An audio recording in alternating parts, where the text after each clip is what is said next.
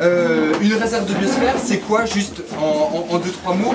C'est un territoire d'expérimentation du développement durable. Les rencontres de la biosphère, c'est quoi? Déjà, c'est la première. C'est une rencontre qui a pour objectif de dialoguer. C'est une plateforme d'échange et de rencontres.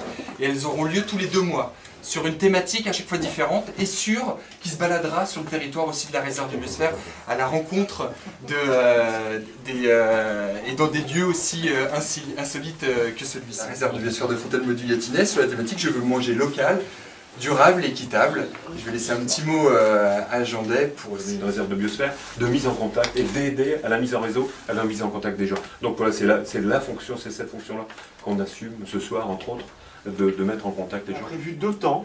Le premier temps, ça va être de défricher la notion de je veux manger local, durable et équitable. Qu'est-ce que ça représente en fait? Parce que c'est des mots, mais on va essayer de creuser un peu plus la définition, l'état des lieux, les opportunités, les contraintes sur le territoire qu'on va dimensionner. Et puis dans un deuxième temps, on va essayer plus d'aller dans la direction du projet, de la vision. Pour ce territoire demain, qu'est-ce qu'on peut faire, qu'est-ce qu'on a envie de faire? C'est une expérience auprès des cantines scolaires, où on propose une fois par mois un repas produit du terroir. 17 producteurs voilà, qui sont vraiment situés localement, géographiquement, autour de Nemours, dans un rayon de 25 km. Donc c'est vrai que c'est... Pour moi, ce qui est le plus important, c'est ce côté contact. C'est-à-dire que pouvoir aller voir comment c'est fabriqué, ça me semble important et primordial.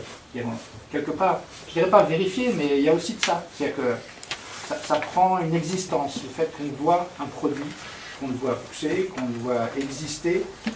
Et voilà, ça change entièrement la manière de consommer. Il faut surtout qu'elle soit résiliente, c'est-à-dire, alors ça c'est un autre mot qu'on utilise, mais je pense qu'il faut qu'elle soit capable de s'adapter aux évolutions qui de toute façon ne manqueront pas d'arriver, que ce soit le changement du climat, etc. Donc, qu'est-ce qu'on peut essayer d'imaginer, et je pense qu'on est là aussi pour ça, pour essayer de proposer des solutions, comment on peut faire aujourd'hui pour que on puisse éventuellement amorcer, alimenter en produits locaux, ça serait déjà bien, mais de préférence quand même en produits bio, parce que si on veut aller jusqu'au bout de la durabilité, il faut aussi envisager la dimension du bio. Aujourd'hui, il n'y en a pas, quoi, clairement. Aujourd'hui, il n'y en a pas. Comment est-ce qu'on peut faire pour qu'il y en ait?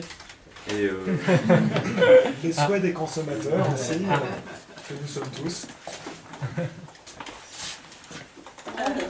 Et ce territoire avec des gens qui sont déjà là depuis longtemps, qui ont une connaissance plus grande sur beaucoup de choses, et comment on peut travailler ensemble. Voilà, parce que je pense qu'il y a des jeunes qui ont envie de s'installer, qui n'arrivent pas forcément du... Ce que je trouve intéressant en ce moment, c'est que les consommateurs, d'une certaine façon, prennent conscience justement de leurs lacunes par rapport à ça, et que du coup, l'interrogation que peuvent se poser les consommateurs entraîne aussi la profession, c'est-à-dire la profession de producteurs, de paysans, et que d'une certaine façon, c'est aussi prendre la responsabilité de comment on se nourrit et comment on produit ce qu'on nourrit.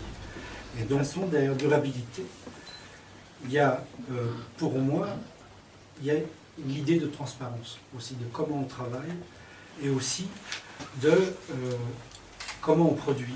C'est-à-dire, de la part des consommateurs, c'est savoir comment on produit un produit sain et comment on le travaille, comment on travaille la terre.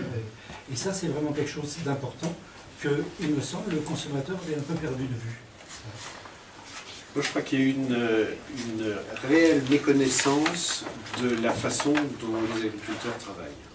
C'est pour ça que nous, quand on fait venir des gens sur nos exploitations, on est très, très heureux parce que enfin on peut leur dire vraiment voilà comment ça se passe. Et donc le local, pour réduire aussi les émissions de CO2, bien sûr, le plus possible. Et équitable aussi, parce que quand un producteur vient et qu'il nous propose ses produits, bon, on essaie de ne pas discuter le prix, voilà, pour qu'il ait une rétribution qui soit vraiment correcte, quoi. Voilà. c'est quand même un territoire sur lequel on essaie de renforcer la capacité que le territoire aura de vivre sur ses forces, quoi, quelque part. C'est un circuit court. C'est un circuit court. Le circuit court permet non seulement d'économiser, mais il permet la qualité. Mais en même temps, il faut que le consommateur prenne aussi conscience que les fruits, les légumes, bon, les AMAP font ça très bien, c'est-à-dire que quand on a son panier, c'est ce que le producteur peut apporter à ce moment-là. Qu'est-ce qu'on peut faire ensemble pour... Ça peut être finalement les dernières questions qu'on peut se poser, parce qu'on est aussi dans la contrainte du timing. Il reste un temps informel après, mais je vous propose qu'on finalise finalement sur l'exploration de ces questions-là. Comment passer finalement à un régime de croisière, puisqu'il y a plein d'initiatives intéressantes qui commencent à se mettre en place. Mais finalement, la grande question, c'est comment démultiplier et comment passer à un régime de croisière. L'alimentation, on en fait un projet un peu au cœur de notre territoire ou pas. Robert, tous ensemble pour monter ces projets, parce que j'ai l'impression que ces projets d'installation, ils ont besoin d'être des projets de territoire en fait. Oui, alors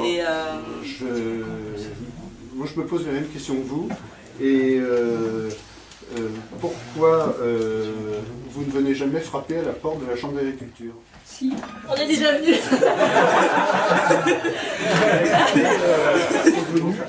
D'avoir écouté et d'être venu aussi échanger dans cette pluralité de points de vue. Merci à tous.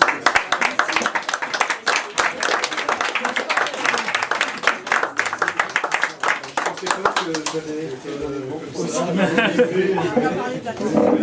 dire quand même.